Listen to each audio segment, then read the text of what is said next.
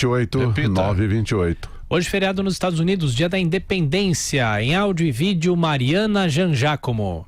Nesta quinta-feira, 4 de julho, os norte-americanos comemoram a independência dos Estados Unidos, proclamada em 1776.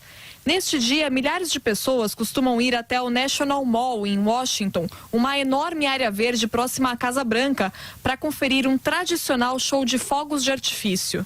Normalmente, a festa do 4 de julho é livre de ideologias partidárias, esteja um democrata ou um republicano no poder. Mas neste ano, o presidente norte-americano Donald Trump deve acrescentar um toque pessoal à festa e investir em um desfile militar. Na quarta-feira, tanques e outros veículos militares foram vistos chegando a Washington. Donald Trump rebateu críticas da oposição, que o acusa de não informar o Congresso sobre como pretende gastar o dinheiro dos contribuintes para financiar os planos do 4 de julho. Pelo Twitter, Trump publicou que o custo da grande saudação aos Estados Unidos será bem pequeno se comparado ao seu valor.